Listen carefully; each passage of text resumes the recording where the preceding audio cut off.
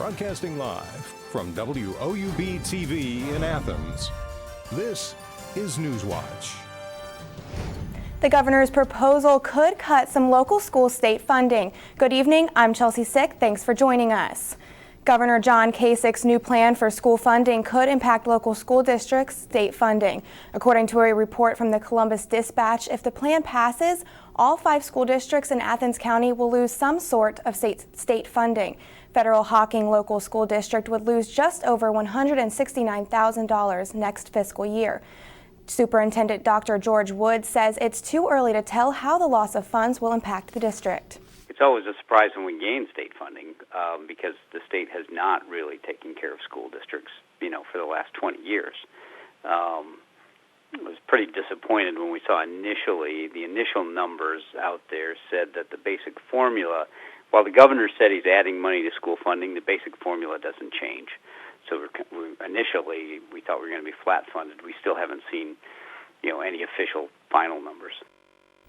Kasich's plan focuses on whether or not the schools have lost enrollment. Nearly 300 districts in Ohio would lose money next fiscal year. 73 would see no additional state funding. Here is a look at the Athens County local school districts and how they could be impacted by this proposal if it passes. Athens City School District would lose over $5,000. Alexander would lose over $7,000. Nelsonville York would lose over $1,000, and Trimble local schools will lose over $300. One of the 3 original plans for the Athens School District will likely be eliminated. The facilities steering committee felt that 2 separate elementary buildings didn't match the values they set. Also, plans for moving the middle school closer to the high school will be kept. The committee has asked for further clarification for Plan 1. The Hocking College Hot Foods team won the silver medal at the Ohio Hot Food State Championship. The January 14th competition was a 2-phase competition. Phase 1 required each team member to perform a randomly chosen set of skills. In Phase 2, the team created a 4-course meal for 4 people. A former sheriff sentenced to 7 years appealed to the Ohio Supreme Court. Former Athens County Sheriff Patrick Kelly was found guilty by a jury of 18 criminal charges. Kelly lost his appeal to the 4th District Court of Appeals in a decision filed last December. The Ohio Attorney General's office has 30 days to file a response. Also, the Supreme Court gets to decide if it wants to hear the case. The Athens County Major Crimes Unit is investigating the second methamphetamine lab case in a month. Law enforcement officers noticed evidence of a meth lab while arresting a man at a Hockingport residence on Wednesday. Athens County Sheriff Rodney Smith told the Athens Messenger they recovered ingredients to make meth and 10 different vessels used in the process. Smith also said the case will be presented to a grand jury for charges in the future. 1 week ago, President Trump signed an executive order that forbids citizens of 7 countries to enter the U.S. for 90 days. The ban affects OU students and faculty. Those affected have organized protests on campus throughout the week. Local businesses are also taking action. Josh Thomas, the owner of Brennan's, put a sign in front of his cafe window with a clear message: everyone is welcome. He expresses his concerns about the executive order and how it affects OU students and faculty. I don't think that is what the United States is about. These are students that have come here. They've come here through the proper channels. They've done everything they're supposed to do, and we're glad that they're here. We're glad that they want to come here and study and learn. And for them to be put in this position at this point is just terrible. Josh Thomas says he put the sign in the front window to express his concern of the changed political climate. We were here after 9/11 back in 2001, and I remember at that time there were a lot of people that were from all over the world that just felt a little awkward about being out and about. And that climate seems like it's come back around again a little bit in certain places. And we want everyone in Athens to know that they're welcome to come in our store. There was another protest in front of the courthouse at 5 this evening. Protests and marches continue at Ohio University after Trump's executive order. Tonight, healthcare professionals marched from Grosvenor Hall up through Court Street. According to their Facebook page, it was to be a peaceful, political, inclusive, supportive gathering, and they would not tolerate hate speech, violence, or damage to property. I hope so. I hope it sends a message, and I think that's the biggest effect that we can give is the support and message, and the strength in numbers, and understanding that no matter where you are, it's important. The clock and bell in the tower of the Athens County Courthouse could get a makeover soon. A proposal was presented to county commissioners on Tuesday. The commissioners indicated support, but have to consider options on pricing and the presentation of the new clock and bell. The main concern is whether to use the existing clock or an electronic clock. If the electronic version is chosen, the cost would be more than $50,000. If the current clock system is used, it would be nearly $40,000. Money for the project would come from funding from capital improvement projects arranged in 2014.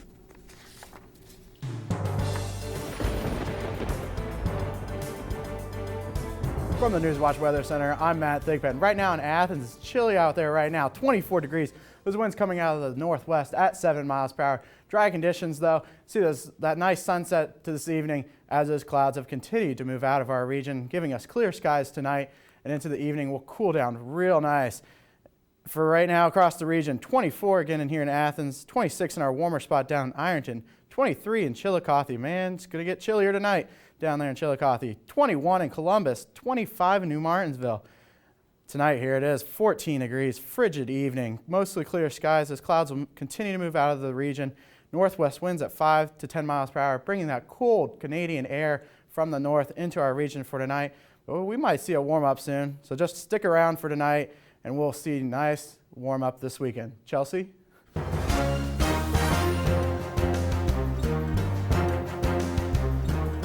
A West Virginia lawmaker says he'd like the state to look into legalizing medical marijuana.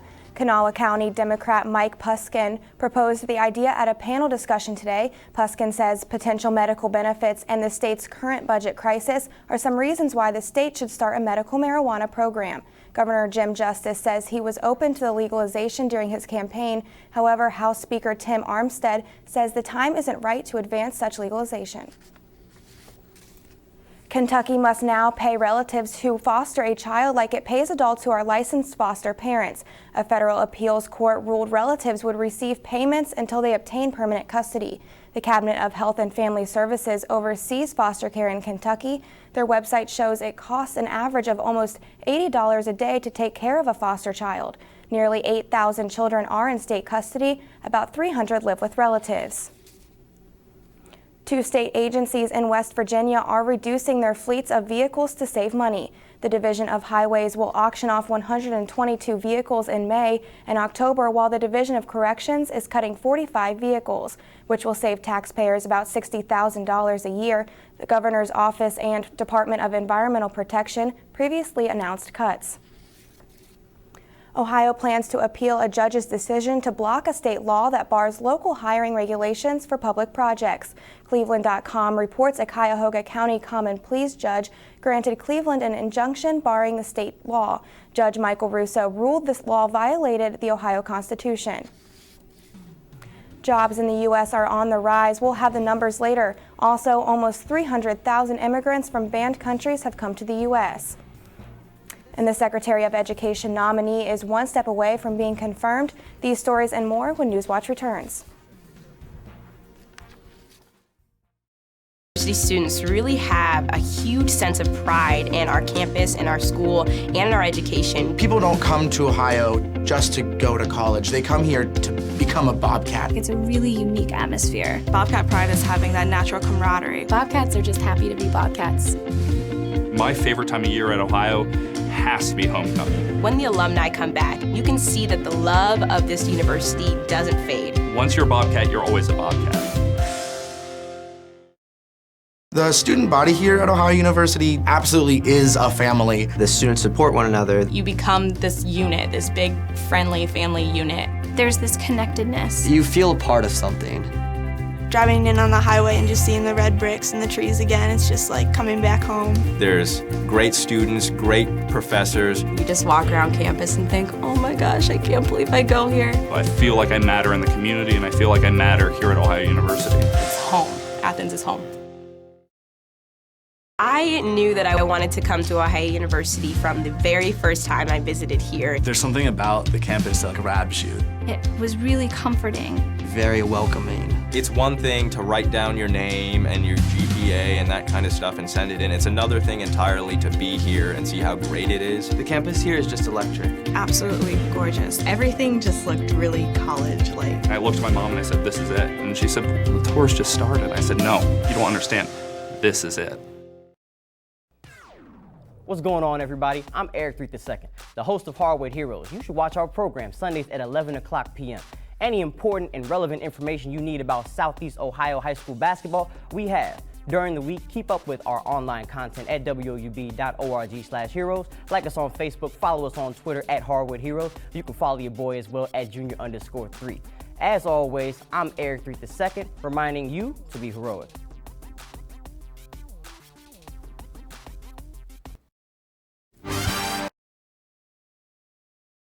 My professors really care. They care about my grades, they care about my opportunities, they care about my experiences, they want me to succeed. They give those opportunities to the students. My professors have been extremely approachable. Literally, their door is always open. You can go to them with pretty much anything. Everyone knows your first and your last name and where you sit in the classroom. I really never feel like I'm being talked down to or just being taught material. I always feel like I'm having a conversation. And they want to share those opportunities and those experiences with us. Ohio University students really have a huge sense of pride in our campus, in our school, and in our education. People don't come to Ohio just to go to college. They come here to become a Bobcat. It's a really unique atmosphere. Bobcat pride is having that natural camaraderie. Bobcats are just happy to be Bobcats. My favorite time of year at Ohio has to be homecoming. When the alumni come back, you can see that the love of this university doesn't fade. Once you're a Bobcat, you're always a Bobcat. I knew that I wanted to come to Ohio University from the very first time I visited here. There's something about the campus that grabs you. It was really comforting. Very welcoming. It's one thing to write down your name and your GPA and that kind of stuff and send it in. It's another thing entirely to be here and see how great it is. The campus here is just electric. Absolutely gorgeous. Everything just looked really college-like. I looked at my mom and I said, "This is it." And she said, "The tour's just started." I said, "No, you don't understand. This is it." The student body here at Ohio University absolutely is a family. The students support one another. You become this unit, this big, friendly family unit. There's this connectedness. You feel a part of something. Driving in on the highway and just seeing the red bricks and the trees again, it's just like coming back home. There's great students, great professors. You just walk around campus and think, oh my gosh, I can't believe I go here. I feel like I matter in the community, and I feel like I matter here at Ohio University. It's home. Athens is home.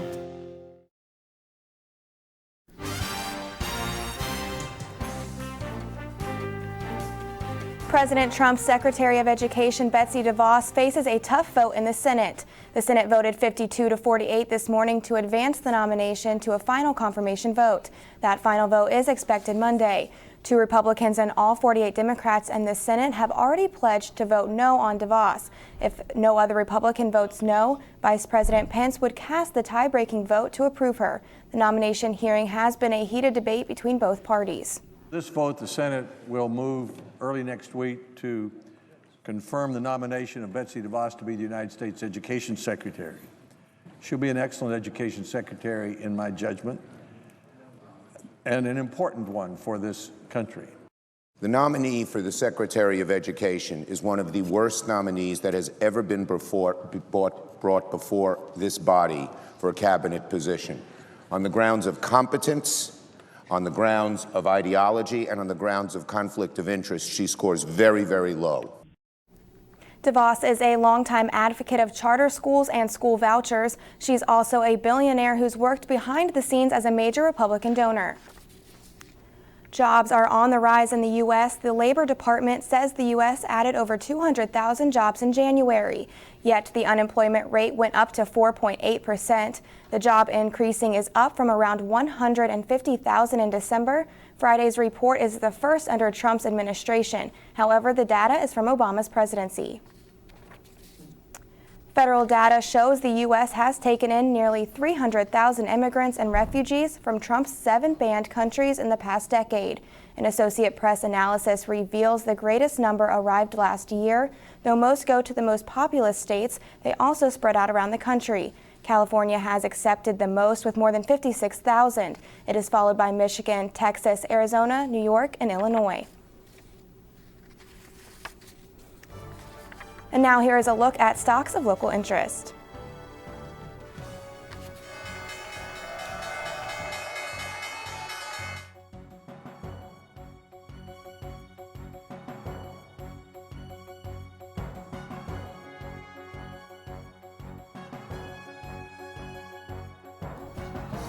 February is the month for a very common disease. We'll have tips on how to prevent it. That story's still ahead. And we'll see a nice warm-up and the next chance for precipitation and a look at our Super Bowl Sunday. That's next on Newswatch. What's going on, everybody? I'm Eric II, the host of Hardwood Heroes. You should watch our program Sundays at 11 o'clock p.m. Any important and relevant information you need about Southeast Ohio high school basketball, we have. During the week, keep up with our online content at woub.org/heroes. Like us on Facebook, follow us on Twitter at Hardwood Heroes. You can follow your boy as well at junior_3. As always, I'm Eric II, reminding you to be heroic. Ohio University students really have a huge sense of pride in our campus, in our school, and in our education. People don't come to Ohio just to go to college. They come here to become a Bobcat. It's a really unique atmosphere. Bobcat pride is having that natural camaraderie. Bobcats are just happy to be Bobcats. My favorite time of year at Ohio has to be homecoming. When the alumni come back, you can see that the love of this university doesn't fade. Once you're a Bobcat, you're always a Bobcat. My professors really care. They care about my grades, they care about my opportunities, they care about my experiences, they want me to succeed. They give those opportunities to the students. My professors have been extremely approachable. Literally, their door is always open. You can go to them with pretty much anything. Everyone knows your first and your last name and where you sit in the classroom. I really never feel like I'm being talked down to or just being taught material. I always feel like I'm having a conversation. And they want to share those opportunities and those experiences with us. I knew that I wanted to come to Ohio University from the very first time I visited here. There's something about the campus that grabs you. It was really comforting. Very welcoming. It's one thing to write down your name and your GPA and that kind of stuff and send it in. It's another thing entirely to be here and see how great it is. The campus here is just electric. Absolutely gorgeous. Everything just looked really college-like. I looked at my mom and I said, "This is it." And she said, "The tour's just started." I said, "No, you don't understand. This is it."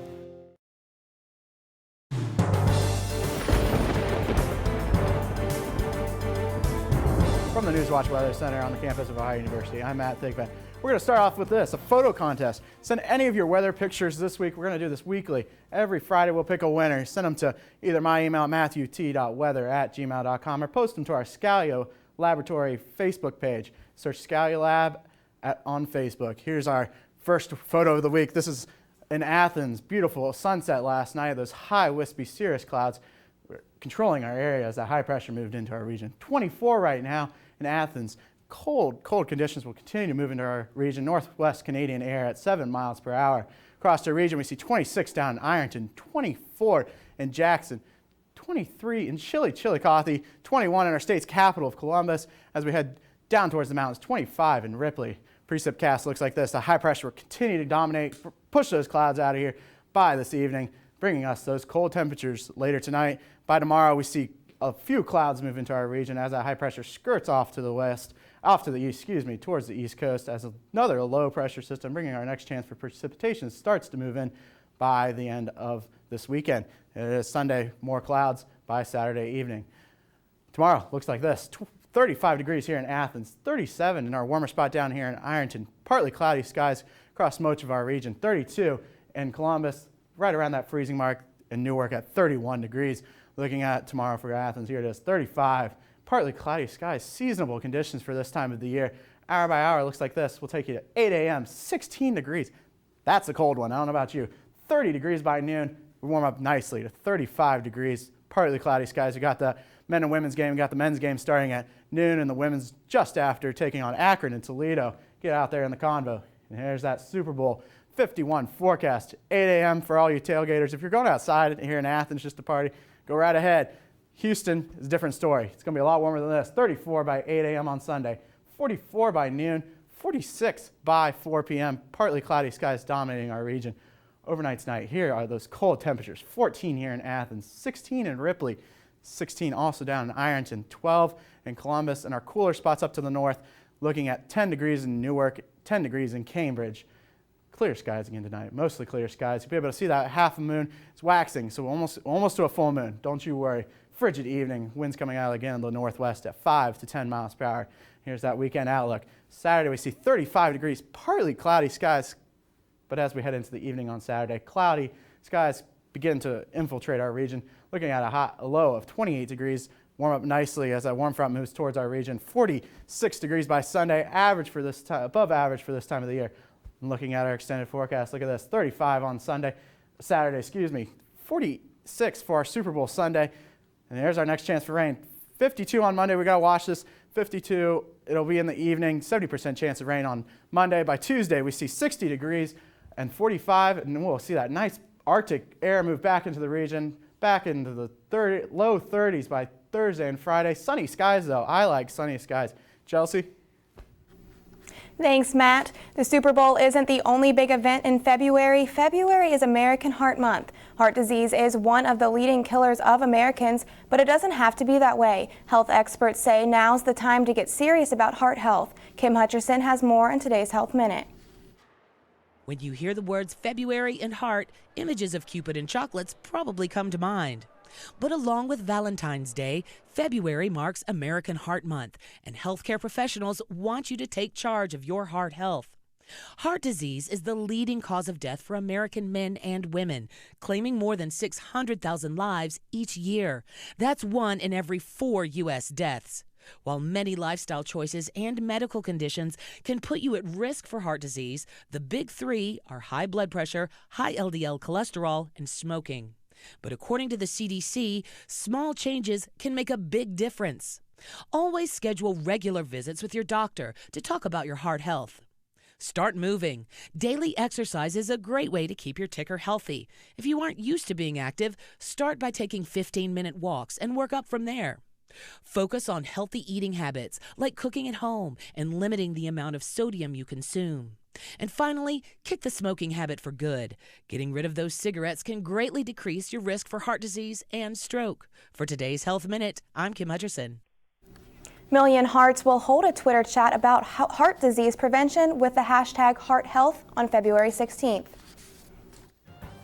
Happy Friday, everyone. I'm Justin Holbrook. Before you hit the door and head out for the night, be sure to stay tuned to see which Ohio teams are competing this weekend. And tomorrow, the men's basketball team takes on Akron, the only undefeated team left in the MAC. Stay tuned to see what the key will be for Ohio to hand the Zips their first conference loss. But first, here's a look at what's coming up tonight on your public television station.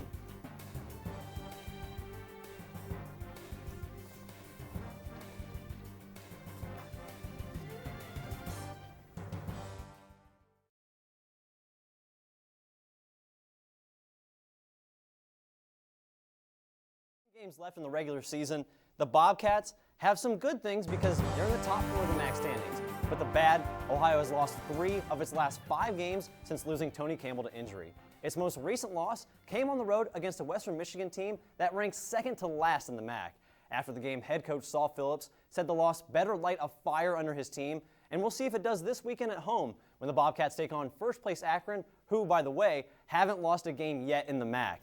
The key for this game is Akron's offense, since it's ranked first in the MAC in field goal percentage. A big reason for that is the Zips big man Isaiah Johnson, who leads the league in that category. So the Bobcats need to eliminate baskets from him down low to keep it close. But Ohio is ranked second in points allowed, so we'll see if their defense is up to the task tomorrow. And Bob Bolden and the women's basketball team also find themselves ranked in the MAC's top 4. But the Bobcats are coming off a loss of their own in a game in which they scored 59 points, their fewest scored in a conference game this season. The loss snapped a 4-game win streak, with 3 of those wins coming by more than 10 points. A chance to get back in the win column comes tomorrow when the women host Toledo at 3 following the men's game. Two things to watch for. First, Toledo and Ohio rank first and second in turnover margin in the MAC. And second, the Bobcats will need to key in on the Rockets' Kayla McIntyre, who is the only player in the MAC shooting higher than 60% from the field. In less than 10 minutes, the Ohio wrestling team gets its next meet underway with the Bobcats taking on Clarion University. Yesterday's MAC poll shows Ohio ranked 4th behind Missouri, Northern Iowa, and Central Michigan. The Bobcats have 5 wrestlers ranked in the top 4 of their respective weight class and are 4-3 overall in the MAC. Other action that kicked off today was the track and field team who made their way to Notre Dame for the Mayo Invitational. Things got underway at 3:30 and picks back up tomorrow morning at 9:45. The meet at South Bend also includes 5 other teams from the MAC, and the event can be streamed live on ESPN3 tomorrow from 2 to 4. MAC championships are almost here for Ohio's swimming and diving team, but first, the team is taking part in its last invite of the regular season, which started today at the Marshall Invitational. The meet is only an exhibition and will not be officially scored, but it gives the Bobcats one last chance to get everything right before the MAC championships, which start in less than 3 weeks at Miami University. With under a month to go in the boys basketball regular season, the race for the TVC Ohio and TVC hockey title is heating up. Let's take a look at our current league standings. Atop the TVC Ohio are the Vinton County Vikings, who are closely followed by the Athens Bulldogs. In the TVC hockey, we see an unbeaten Waterford team taking the top spot, with Trimble sitting in second place. And there's a little over 1 week left in the girls basketball season, so here's a look at where those top teams stand. In the TVC Ohio, Alexander is leading the standings with an undefeated record, while Nelsonville York is in second place. Leading the conference for the TVC Hawking is the Waterford Wildcats, also with an undefeated record, followed by the Eastern Eagles. And that's it for sports. Chelsea, I'm looking forward to the Super Bowl weekend. Back to you. Thanks, Justin. A small Ohio town is playing an important role for Super Bowl 51 this weekend. ADA, Ohio is the home of Wilson Sporting Goods. Wilson footballs are the NFL footballs since 1955 and every one of the 51 Super Bowls since. And it's celebrating that role by hosting a football festival Saturday night. The company will have music and family entertainment throughout the evening. On Super Bowl Eve, ADA will also drop a huge Wilson football. And you might need to check those pressure in that balls, as in Ohio it's going to be a little colder than down in Texas, where Tom Brady is going to be playing. 14 degrees here in Athens, mostly clear skies, frigid evening. Man, those clouds will move out of our region. Here's that Super Bowl forecast. 34 degrees by 8 a.m. on Sunday, 44 by noon, 46 by 4 p.m. That kickoff is at 4 o'clock, so we'll have to keep an eye on that. Nice conditions. Weekend outlook looks like this. Saturday, as you're heading out tomorrow, Civs weekend here at OU. That game tomorrow at noon is the men's game, the girls to follow. 35 degrees, partly cloudy skies, cloudy and cold by Saturday evening. We see a low temperature of 28 degrees, 46 by Sunday. Those above average temperatures move back into our region, spring-like temperatures, as we'll see in my extended forecast. There it is, 35 on Saturday, warming up to 46 on Sunday. There's that Super Bowl Sunday, 52. There's that warm spring temperatures by Tuesday, 60 degrees. Next chance of rain on Tuesday. High chance, 90% chance, most likely going to rain off and on Tuesday. Wednesday, we see another chance of showers late in the evening, 45 degrees, 31, back to reality on Thursday and Friday. Sunny skies, great way to start the first week of February. Chelsea? Thanks, Matt, and that does it for our broadcast this evening. Thanks for watching. I'm Chelsea Stick. Stay tuned for the PBS NewsHour coming up next, and remember, you can find the latest news anytime at WOUB.org. Have a great night.